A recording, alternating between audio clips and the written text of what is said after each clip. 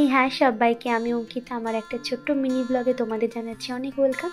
তো আজ গিয়েছিলাম অফিসে। তো অফিসের ইভিনিং যে টি টাইম থাকে সেটার জন্য একটা ব্রেক দেওয়া হয়। তো আমি সৌমিতা দি আর টিনা কিন্তু একটু বেরিয়ে পড়েছি। অফিসের সামনে একটা মার্কেট আছে, তো দিদি ওখান থেকে কি একটা বেশ কিনছিল। তো আমি টিনা দেখছিলাম, টিনাও কিনবে করছিল, বাট দাম শুনে টিনার কিনতে চাইলো না। তো এই তো তারপরে টাইম হয়ে গেছে দেখে আমি তাড়াতাড়ি করে চলে যাচ্ছিলাম। তো অফিস আওয়ার তো শেষ হয়ে গেছে, এখন আমরা সবাই লিফটে করে নিচে নেমে যাব। তো এর মধ্যে আমার বর ফোন করলো যে ওনাকে আমায় নিতে আসবে। তো খুব খুশি হয়ে গেছি নিতে আসবে শুনে। তো আমি ওকে বললাম যে তুমি এসো, আমি ফোন করে নিচ্ছি। তো আমি অটো থেকে নামলাম। তো এই যে জ্যাম, মানে রাস্তা যে এখানে এতক্ষণ সময় লাগে না, মানে ভীষণ বিরক্তিকর। তো গাড়ি তো চলছে, তো আমি ঠিকঠাক পার হয়ে দেখলাম ওই যে আমার বর নিতে চলে এসছে। তো এই যে ওর সাথে একটু ঢং না করলেই না, একটু কামড় মেরে দিয়েছি। তো তারপর আজ একটু যাওয়ার ছিল আমার একটা ওষুধ আনার জন্য। তো ডাক্তার দেখানো না, সে একটা দুটো ওষুধ আমার শেষ হয়ে গেছিলো, তো সেটাই আমি কিন্তু নিতে গেছিলাম।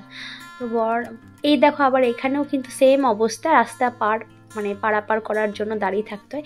এই সময়টা আমার ভীষণ অকওয়ার্ড লাগে, মানে আমি পারি না খুব একটা, যা সত্যি তাই। সব যে পারবো এরকম তো কোনো কথা নেই।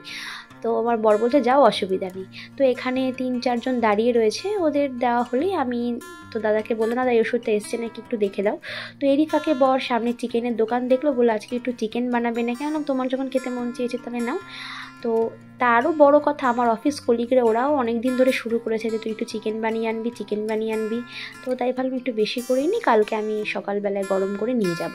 তো এখানে একটু সামান্য কিছু বাজারঘাট করা ছিল। তো বাড়ি ঢুকে পড়েছি, ঢুকে দেখো এতগুলো জামা রয়েছে, এগুলো সব ভাঁজ করে আলমারিতে ঢোকাতে হবে। আর এই যে দেখো বাসন কোসনগুলো কিন্তু আমি মেজে নিয়েছি। বাসনগুলো না মাজলে রান্নাঘরে কাজ করতে পারি না। তো এই দেখো এই কটা জিনিসই কেনা ছিল। তো আমি চটপট করে কিন্তু ফ্রেশ হয়ে চালটা ধুয়ে নিলাম, মাংসও কিন্তু ধুয়ে নিয়েছিলাম। এখানে 700 মনের মাংস আছে, হ্যাঁ 700ই। তো মাংসটা ধুয়ে নিয়ে টক দই, নুন আর ব্ল্যাক পেপার দিয়ে মেখে রেখেছি। এদিকে পেঁয়াজ, আলু আর মশলার জন্য যেসব জিনিস লাগে সেগুলো রেডি করে নিয়েছি। আর আমি এখানে ড্রেস চেঞ্জ করে নিয়েছিলাম, লিপ বাম দিয়েছিলাম। তো এটাও করেই আমি একটুখানি মানে ঢং করছিলাম যে আবার টাইম হয়ে গেল, আবার এইগুলো কিন্তু ভাজ করতে হবে, সেটা ভেবে মাথাটা গরম হয়ে যাচ্ছিল। তো সুন্দর করে ভাজ করে নিয়েছি, ওরটাও আমারটা আমার। তো এদিকে কিন্তু ভাত আমি বসিয়ে দিয়েছি। চিকেন রান্নার কি দেখাবো সবাই তোমরা জানো, তবু আমি একদিন আমার শাশুড়ি মার হাতে স্পেশাল চিকেন রান্না সেটা আমি নিজে করি। সেটা মানে মায়ের মতো টেস্টি হয় না, কিন্তু মোটামুটি খারাপও হয় না। তো এই দেখো পেঁয়াজ দিয়ে মশলা কষিয়ে নিলাম। তো কষানোর পর এখানে কিন্তু তেল যখন ছেড়ে দেবে তখন কিন্তু আমি মাংস দিয়ে ভালোভাবে কষিয়ে নেব। তো এদিকে ভাত ফুটছে আর এদিকে আলুগুলো দিয়ে দিয়েছি, কষানো চলছে। তো এক পিস নিয়ে দেখলাম সফট হয়েছে কিনা, তো হ্যাঁ দেখলাম ভালোই সফট। তো পরিমাণ মতো জল দিয়ে দিয়েছি, আর লাস্টে একটু গার্নিশিংয়ের জন্য ধনেপাতা দিয়ে দিয়েছি। ধনেপাতার ফ্লেভারটা কিন্তু ভালো লাগে মাংসতে।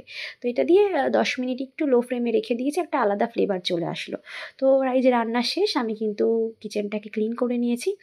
তো এই তো রান্না বান্না শেষ হয়ে গেছে, সেটা দেখছিলাম। আর এরই মধ্যে বর আবার কোথায় জানি গেছিলো, আবার চলে এসছে। তো এসেই দেখছে কি রান্না করেছি। ওর মানে একটা স্বভাব, যাই রান্না করবে একটু গন্ধ শুকে নেবে।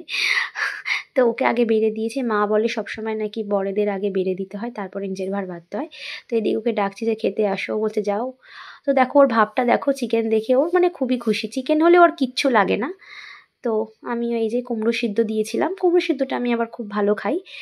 আবার এদিকে চিকেন নিয়ে নিয়েছি, সত্যি চিকেনটা কিন্তু খুব ভালো হয়েছিল। অনেক দিন পর বানালাম, সেই দিদির বিয়েতে গিয়েছিলাম, তারপরে তো লাইট খাবার চলছিল।